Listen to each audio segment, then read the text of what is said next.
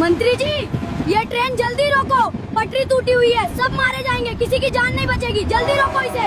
अबे साले कचरे वाले, तू बताएगा हमें? अरे मंत्री जी, ये बच्चा सही कह रहा है, पटरी टूटी हुई है, सबकी जान खतरे में है। मंत्री जी, मैं सच कह रहा हूँ, ट्रेन रोक दो वरना सब मरेंगे। ठीक है बेटा, हम अभी जांच कराते हैं, अगर बात सच निकली तो तुम्हें इनाम दिया जाएगा। जब एक 11 साल के कचरा बिनने वाले लड़के ने रेलवे फाटक पर चिल्लाकर मंत्री कुलदीप मित्तल और उनके काफिले के साथ 800 यात्रियों की जान बचाने की कोशिश की तो किसी ने उसकी बात नहीं सुनी।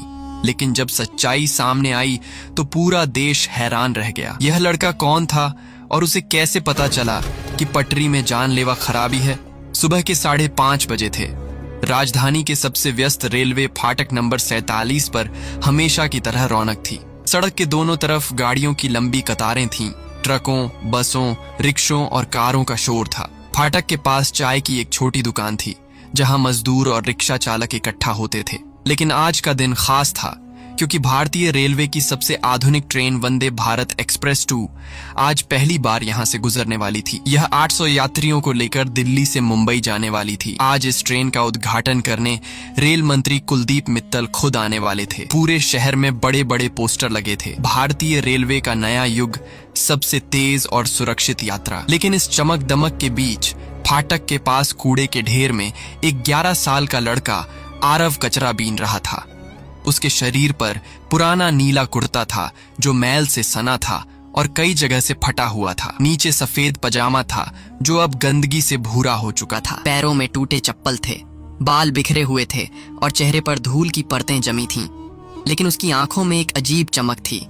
वह सिर्फ कचरा नहीं बीन रहा था बल्कि पटरियों को बड़े ध्यान से देख रहा था। हर ट्रेन के गुजरने पर वह अपना काम रोककर उसकी आवाज सुनता था। आरव के पास एक खास हुनर था। वह ट्रेनों की आवाज और पटरियों को देखकर बता सकता था कि कोई खराबी है या नहीं। ये काबिलियत उसे अपने पिता से मिली थी जिन्हें वह भूल चुका था। 8 साल पहले जब वह सिर्फ 3 साल का था तब वह अपने पिता के साथ इसी फाटक के पास खो गया था। उसके पिता विनय कुमार शर्मा भारतीय रेलवे के विभागीय रेल प्रबंधक थे। वह पूरे मंडल के रेल सुरक्षा और पटरी रखरखाव के मुख्य अधिकारी थे। उनके अधीन सैकड़ों स्टेशन मास्टर और हजारों कर्मचारी काम करते थे। उस दिन विनय कुमार शर्मा छोटे आरव को पटरी दिखाने लाए थे। उन्होंने कहा था, देखो बेटा, यह पटरी है, यह ट्रेन का रास्ता है। जब यह सही होती है तो ट्रेन आराम से गुजरती है, खट खट खट की आवाज आती है। लेकिन अगर पटरी में दरार हो या जोड़ ढीला हो तो आवाज बदल जाती है। तुम्हें ध्यान से सुनना होगा। छोटा आरव बड़े ध्यान से सुन रहा था। पापा, इतनी बड़ी ट्रेन इस पर कैसे चलती है?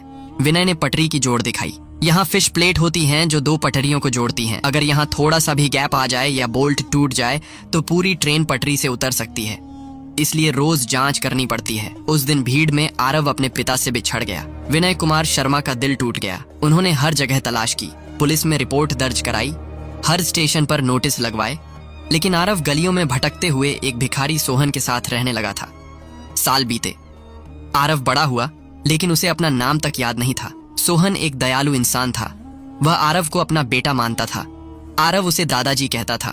सोहन रोज आरव को इसी फाटक के पास कचरा बिनने लाता था। आरव को बस इतना पता था कि उसे ट्रेनें अच्छी लगती हैं और वह उनकी आवाजें समझ सकता है। जब कोई ट्रेन गुजरती तो आरव खुशी से तालियां बजाता। सोहन को अजीब लगता था कि यह बच्चा ट्रेनों और पटरियों के बारे में इतना कैसे जानता है।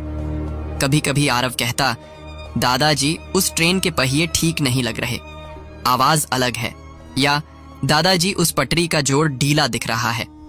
और अक्सर वह सही होता। आज सुबह आरव फाटक के पास कचरा बीन रहा था जब उसकी नजर चमचमाती नई वंदे भारत एक्सप्रेस 2 पर पड़ी। ट्रेन खूबसूरत दिख रही थी। 16 डिब्बे जिनमें 800 लोग बैठ सकते थे। यह ट्रेन 180 किलोमीटर प्रति घंटे की रफ्तार से चलने वाली थी। लेकिन आरव की तेज नजर पटरी पर गई। जिस पटरी पर यह ट्रेन चलने वाली थी उसके फाटक से 500 मीटर आगे फिश प्लेट के जोड़ में उसे कुछ अजीब दिखा। सुबह की धूप में उसने देखा कि वहां दरार थी। जोड़ के 2 बोल्ट ढीले दिख रहे थे। ये छोटी खराबी लग रही थी, लेकिन आरव जानता था कि तेज रफ्तार पर यह बड़ी दुर्घटना बन सकती है। आरव तुरंत भागकर फाटक के गेटमैन के पास गया। वहां राजीव खड़ा था। अंकल अंकल, आरव ने उसका हाथ पकड़ा। वो पटरी, आगे वाली पटरी में खराबी है, फिश प्लेट टूटी है, ट्रेन को रोक दो। राजीव ने आरव को धक्का देकर हटाया। भाग यहाँ से गंदे लड़के, यहाँ तेरा काम नहीं। कचरा बीनने आया है तो चुपचाप काम कर, मुझे परेशान मत कर। लेकिन अंकल, मैं सच कह रहा हूँ, पटरी का जोड़ ढीला है, बोल्ट टूटे हैं। तेज ट्रेन अगर वहां से गुजरी तो पटरी से उतर जाएगी, सब लोग मर जाएंगे। राजीव हंसा। तू क्या समझता है रेलवे के बारे में? यहाँ बड़े बड़े इंजीनियर हैं, हर रोज पटरी की जांच होती है। तू 11 साल का बच्चा उन्हें सिखाएगा? चल भाग, नहीं तो पुलिस बुला दूंगा। आरव की आंखों में आंसू आ गए। अंकल प्लीज एक बार देख तो लो, मैं झूठ नहीं बोल रहा, उसमें बहुत लोग बैठेंगे, आज तो मंत्री जी भी आ रहे हैं, सब मर जाएंगे। लेकिन राजीव ने उसकी बात नहीं सुनी। आरव हार नहीं मानने वाला था। वह जानता था कि पटरी में गड़बड़ है। वह दौड़कर पास के रेलवे स्टेशन की तरफ गया। रास्ते में उसे पॉइंट्समैन मोहन मिला, जो पटरियों के सिग्नल संभालता था। मोहन अंकल, वो पटरी फाटक के आगे वाली, उसमें खराबी है, मुझे किसी को बताना है। मोहन ने आरव का हाथ पकड़ा। बेटा तू गलत जगह जा रहा है, आज बड़े लोग आने वाले हैं, मंत्री कुलदीप मित्तल जी भी आ रहे हैं, तू वहाँ नहीं जा सकता, सिक्योरिटी तुझे पकड़ लेगी। तो फिर मैं क्या करूं अंकल? मैं सच कह रहा हूँ, पटरी की फिश प्लेट में दरार है, बोल्ट ढीले हैं। मोहन ने सोचा। उसे लगा कि बच्चा ज्यादा कल्पना कर रहा है, लेकिन आरव की आंखों में जो डर और सच्चाई थी वो उसे दिखी। ठीक है बेटा, मैं तुझे सहायक पटरी इंजीनियर सुरेश कुमार जी के पास ले चलता हूँ, लेकिन वहाँ चुपचाप रहना। स्टेशन पर आज खास चहल पहल थी।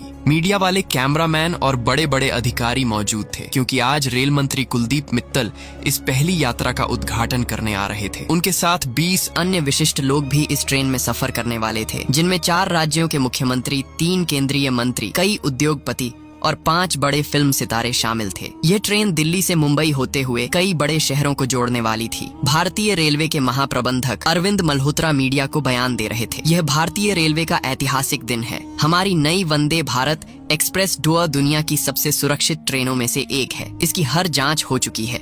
ये मेक इन इंडिया का बेहतरीन उदाहरण है। कैमरे चमक रहे थे, पत्रकार सवाल पूछ रहे थे। सर, इस ट्रेन की खासियत क्या है? देखिए, ये ट्रेन पूरी तरह से भारतीय तकनीक से बनी है। इसके डिब्बों में आधुनिक सस्पेंशन सिस्टम है। यह 180 किलोमीटर प्रति घंटे की रफ्तार से चल सकती है। सबसे बड़ी बात यह है कि इसमें आर्टिफिशियल इंटेलिजेंस आधारित टक्कर रोकने वाली प्रणाली लगी है, जो हर पल ट्रेन की स्थिति और गति को देखती रहती है। लेकिन सच्चाई यह थी कि पटरी के रखरखाव में कुछ कमी रह गई थी। पिछले महीने भारी बारिश हुई थी, जिसके कारण कुछ पटरियों में पानी रिसने की समस्या आई थी। कुछ फिश प्लेटों में जंग लग गया था। पटरी रखरखाव दल ने रिपोर्ट दी थी कि कुछ हिस्सों में जरूरी मरम्मत की जरूरत है, लेकिन मंत्री कुलदीप मित्तल के कार्यक्रम के कारण सब कुछ जल्दबाजी में किया गया था। कुछ जरूरी जांचें अधूरी रह गई थीं। सहायक पटरी इंजीनियर सुरेश कुमार को भी कुछ शंकाएं थीं। वह पिछले 20 सालों से रेलवे में काम कर रहा था। उसका अनुभव कह रहा था कि कुछ गड़बड़ है। उसने महाप्रबंधक अरविंद मल्होत्रा से कहा था, सर, मुझे लगता है हमें एक दिन और रुकना चाहिए। कुछ पटरी हिस्सों की विस्तृत जांच बाकी है,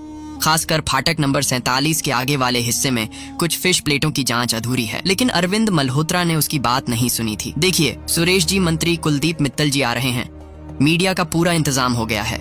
हमने करोड़ों रुपए इस कार्यक्रम पर खर्च किए हैं। प्रधानमंत्री भी इसका वीडियो देख रहे हैं। अब कार्यक्रम रद्द नहीं हो सकता। आप ज्यादा तनाव मत लीजिए, सारी पटरियां बिल्कुल सुरक्षित हैं। सुरेश कुमार चुप हो गया था। उसे अपनी नौकरी की चिंता थी।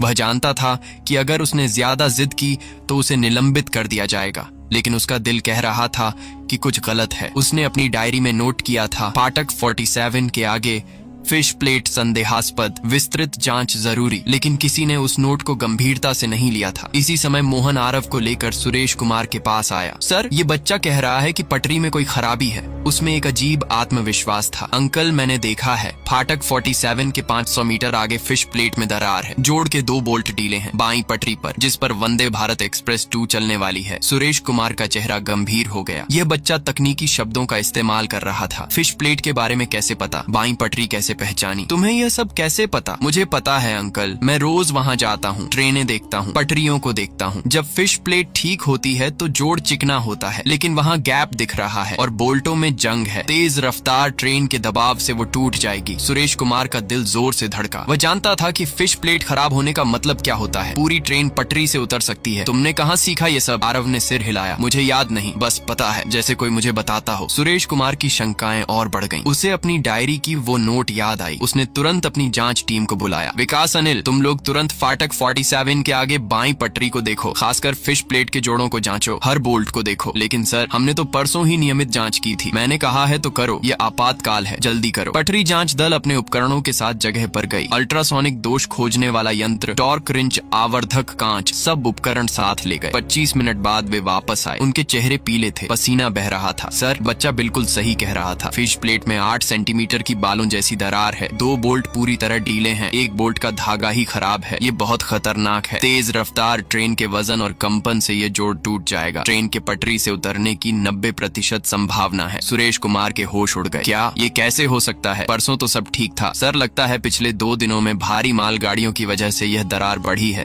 बारिश का पानी भी अंदर घुसा है, जिससे जंग बढ़ गया है। अगर वंदे भारत एक्सप्रेस 2 इस पटरी पर 180 किलोमीटर प्रति घंटे से गुजरती तो निश्चित रूप से पूरी ट्रेन पटरी से उतर जाती। सुरेश कुमार आरव के पास आया। उसकी आंखों में आंसू थे। बेटे, तुमने आज हम सबकी जान बचाई है। तुम्हें कैसे पता चला? आरव ने मासूमियत से कहा।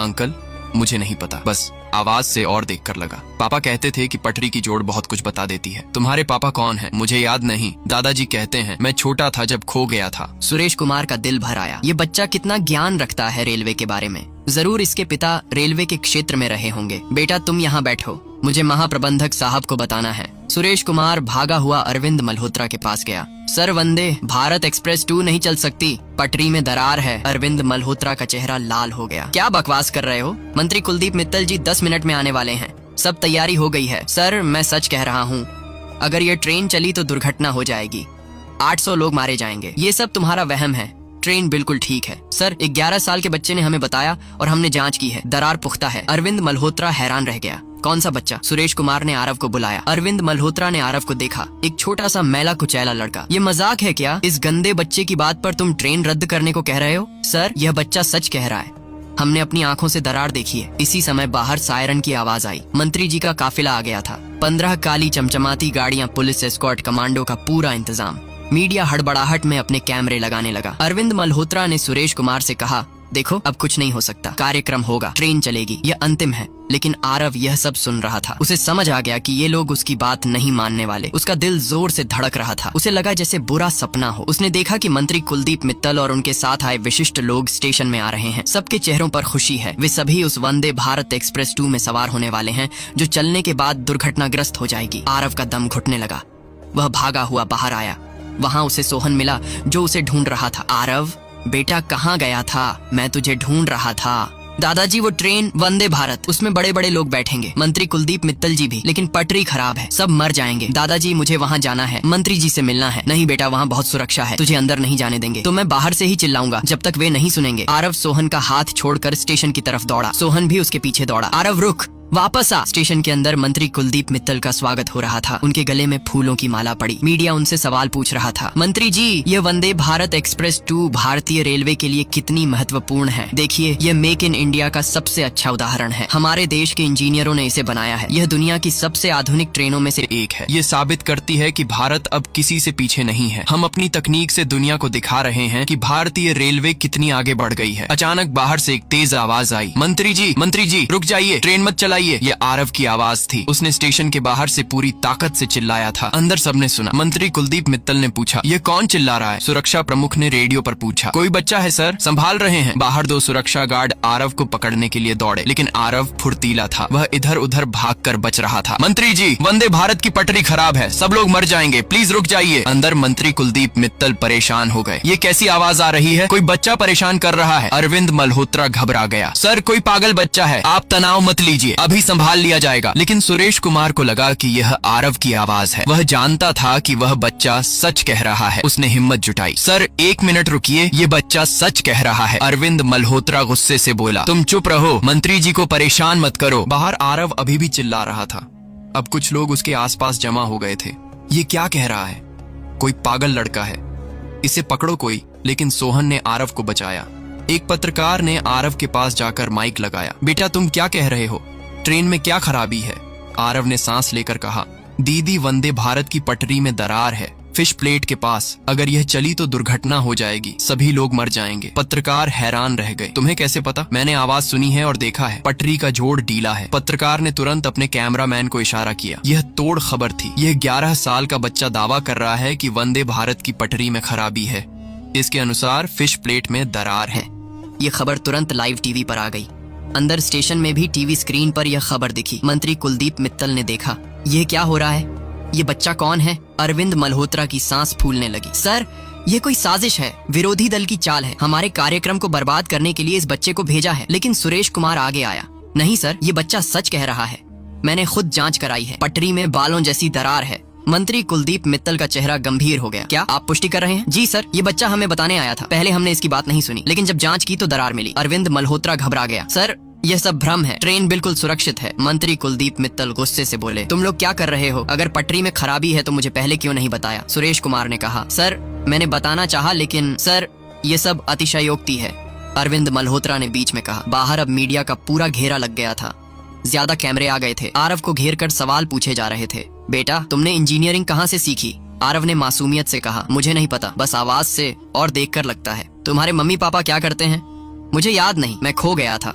सोहन ने बताया, यह 8 साल से मेरे साथ है। इसे अपने माँ बाप याद नहीं, लेकिन ये ट्रेनों और पटरियों के बारे में बहुत जानता है। एक अनुभवी रेलवे पत्रकार रमेश शर्मा भी वहाँ पहुँचा। उसे 20 साल का अनुभव था। उसने आरव से पूछा, बेटे तुमने ठीक कहाँ दरार देखी? आरव ने विस्तार से बताया, फाटक 148 के 500 मीटर आगे बाई पटरी पर, फिश प्लेट के जोड़ में, बोल्ट वाले हिस्से के पास। रमेश हैरान रह गया। ये तकनीकी शब्द एक 11 साल का कचरा बिनने वाला लड़का कैसे जानता है? तुमने ये कैसे पहचानी? आवाज से सामान्य में खटखट होती है, लेकिन दरार है तो खटक्रैक क्रैक होती है, हवा रिसती है। रमेश को समझ आ गया कि यह बच्चा जो कह रहा है वो तकनीकी रूप से सही है। रमेश ने अपने संपर्कों का इस्तेमाल किया। उसने सीधे रेलवे सुरक्षा आयुक्त के अधिकारियों को फोन किया। सर, यहाँ एक गंभीर स्थिति है। एक बच्चा दावा कर रहा है कि वंदे भारत की पटरी में दरार है और सहायक पटरी इंजीनियर भी पुष्टि कर रहा है। रेलवे सुरक्षा आयुक्त का अधिकारी चौंक गया। क्या कह रहे हो? हमें तुरंत विवरण चाहिए। इधर अंदर स्टेशन में तनाव बढ़ रहा था। मंत्री कुलदीप मित्तल ने अरविंद मल्होत्रा से कड़े शब्दों में कहा, अगर 1% भी संभावना है कि ट्रेन असुरक्षित है तो मैं उसमें नहीं बैठूंगा और न ही किसी को बैठने दूंगा। अरविंद मल्होत्रा की नौकरी खतरे में थी। अगर कार्यक्रम रद्द हुआ तो रेलवे का करोड़ों का नुकसान होगा। सर प्लीज मुझ पर भरोसा कीजिए, यह बच्चा भ्रम पैदा कर रहा है। लेकिन अब मंत्री कुलदीप मित्तल का धैर्य समाप्त हो गया। मुझे तुरंत विस्तृत तकनीकी रिपोर्ट चाहिए। अभी के अभी बाहर रेलवे सुरक्षा आयुक्त की आपातकालीन टीम आ गई थी। उनके साथ वरिष्ठ पटरी इंजीनियर थे। उन्होंने आरव से बात की। बेटा, तुम हमें सटीक जगह बताओ। आरव ने फाटक की तरफ इशारा किया। वो देखिए, फाटक 47 के 500 मीटर आगे बाई पटरी, फिश प्लेट के जोड़ में दरार है। आप आवर्धक कांच से देखिए। रेलवे सुरक्षा आयुक्त के वरिष्ठ इंजीनियर डॉ राजेश वर्मा ने कहा, चलो जांच करते हैं। पूरी टीम विशेष उपकरणों के साथ जगह पर गई। 35 मिनट के विस्तृत निरीक्षण के बाद डॉ वर्मा वापस आए। उनका चेहरा गंभीर था। बच्चा बिल्कुल सही कह रहा है, पटरी में गंभीर दरार है। ये ट्रेन बिल्कुल सुरक्षित नहीं है। सबके होश उड़ गए। रेलवे सुरक्षा आयुक्त ने तुरंत ट्रेन को रोक दिया। इस ट्रेन की तब तक यात्रा रद्द जब तक पूरी पटरी बदली न जाए। अंदर जब यह खबर पहुंची तो मंत्री कुलदीप मित्तल का गुस्सा 7वें आसमान पर पहुंच गया। यह कैसी लापरवाही है? अगर ट्रेन चल जाती तो? अरविंद मल्होत्रा का चेहरा पीला पड़ गया। वह समझ गया कि उसकी नौकरी जा चुकी है। मंत्री कुलदीप मित्तल ने कहा, तुम्हें तुरंत निलंबित किया जाता है, जांच होगी, उसे यहाँ बुलाओ। मंत्री कुलदीप मित्तल बाहर आए। उन्होंने अपनी सुरक्षा को इशारा किया, सबको किनारे करो, मुझे बच्चे से अकेले में बात करनी है। जब भीड़ हटी तो मंत्री कुलदीप मित्तल आरव के सामने आए। उन्होंने आरव के कंधे पर हाथ रखा। बेटा, तुमने आज हम सबकी जान बचाई है, तुम नायक हो। आरव ने मासूमियत से पूछा, मंत्री जी ट्रेन अब नहीं चलेगी ना? सब सुरक्षित है ना? मंत्री कुलदीप मित्तल की आंखों में आंसू आ गए। हाँ बेटा, सब सुरक्षित है, तुम्हारी वजह से। मंत्री कुलदीप मित्तल ने आरव को गले लगाया। मीडिया ये सब रिकॉर्ड कर रहा था। पूरे देश में ये खबर फैल गई थी। इसी समय एक काली गाड़ी तेजी से आई और उसमें से एक आदमी निकला। 50 साल के करीब, चिंतित चेहरा, महंगे सूट में। यह विनय कुमार शर्मा थे, विभागीय रेल प्रबंधक। उन्हें टीवी पर खबर दिखी थी और वे तुरंत स्टेशन आ गए थे। उन्हें कुछ परिचित लगा था उस बच्चे में। जैसे ही उनकी नजर आरव पर पड़ी, वे रुक गए। उनका दिल तेजी से धड़कने लगा। वह नीला फटा कुर्ता, वह चेहरा, वह आंखें। विनय कुमार शर्मा धीरे धीरे आरव के पास आए। उनके हाथ कांप रहे थे। बेटा, उनकी आवाज में कंपन था। आरव ने उनकी तरफ देखा। कुछ तो परिचित लगा, जैसे कोई धुंधला सा सपना। आप कौन हैं अंकल? विनय कुमार शर्मा के गले में कुछ अटक गया। मैं तुम्हारे पापा हूँ आरव। आरव भ्रम में देखता रह गया। पापा? लेकिन मुझे तो याद नहीं। विनय कुमार शर्मा ने आरव को गले लगा लिया। हाँ बेटा, तुम मेरे आरव हो। 8 साल पहले तुम इसी फाटक के पास खो गए थे। मैंने तुम्हें बहुत ढूंढा। आरव को धीरे धीरे कुछ याद आने लगा। पटरियों के मॉडल कक्ष में बैठना, पापा की गोद में पटरी की आवाजें सुनना। पापा, आप मुझे ट्रेनें दिखाते थे और पटरी की आवाज के बारे में बताते थे। विनय कुमार शर्मा खुशी से रो रहे थे। हाँ बेटा, तुम छोटे थे लेकिन सब कुछ याद रखते थे, इसीलिए आज तुमने सबकी जान बचाई है।